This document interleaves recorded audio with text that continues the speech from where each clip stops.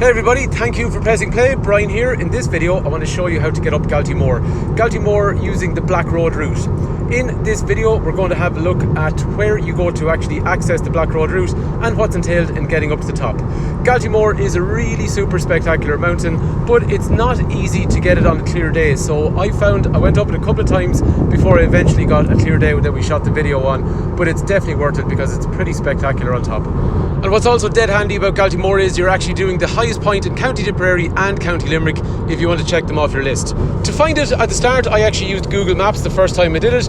There is a couple of results you'll end up getting, so I would advise if you're coming off the M7, junction 11, then you're looking for the R639. From the north side, which I was coming from, I was heading in what was at the old Cork Road, past Jim Carey car sales on the right hand side, under the bridge, and eventually, I suppose it's about 5 or 6 kilometres in, you will eventually see a signpost on the right hand side where you turn off, and it'll be signposted as the Galtymore climb. Once you see the sign, turn right, you will go up onto a much narrower road and you'll cross over the motorway, and it's going to be a bit of a climb from there up as far as a parking space.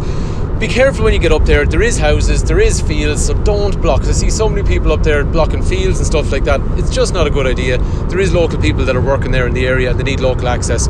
Anyway, once you start to see the cars pile up, you might get all the way to the top, but you probably won't if it's a day like a Sunday or a bank holiday or something like that. So you might have to park a car in the first available space you can find on the side of the road, and then you start walking up what is the Black Road route. Once you start the Black Road route, you're going to have very uneven surface at the start, but fairly quickly once you get through that first gate, it's going to even out, and it is a kind of a stone path, but it's easy to follow. Depending on the time of year, hiking boots are always advisable. During the summer you will get away with runners, but in the winter, if there's any snow or anything like that, you definitely need good hiking boots. And from the start, there's actually 2 gates that you go through. Remember, shut the gates when you go through them. Pretty early on in the hike, you will see some spectacular views around the place, and off up to your left hand side, you'll see the double peaks of Galtymore, and to the right, the peak of Galtybeog. From the beginning of the hike, the gradient all the way up is not too bad, but you will require a moderate level of fitness. And the surface itself, like we were saying earlier, is all loose stone, so sometimes actually I walked on the banks because I did find it a little bit easier. To give you some idea on time, from the car park up to the top, I reckon you're talking about 2 hours or so to get up and about 2 hours to get down. So allow yourself about 5 hours, but I reckon you should be able to do it in 4. For most of your journey so far, you'll have seen nice views of Galtymore on the left hand side, but eventually the right hand side becomes more visible and you'll be able to look over as far as the Knockmilldown Mountains and the V. After about an hour or so then, you are faced with a decision. So you will see a pile of stones on the ground.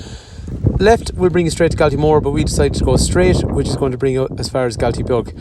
Not far up from there though on the path, it actually ends. So now you actually go cross country and climb up to the summit of Galtybeog. On the day we were there, we actually wore shorts, but I would advise wearing longer clothing because you want to protect yourself from any tick bites. I'm not sure if they exist in the area, but it's always useful just to be a bit careful. One thing I found accessing Galtybeog from this side, the incline is pretty damn steep, so you do definitely want to be fit for this part of it. And actually, if anything, I found Galtybeog to be a little bit more difficult to get up than Galtymore itself, just because of the incline. But in fairness, it doesn't last for too long, so about 10 minutes, maybe 15 max walking up the side will get you up Galtybeog.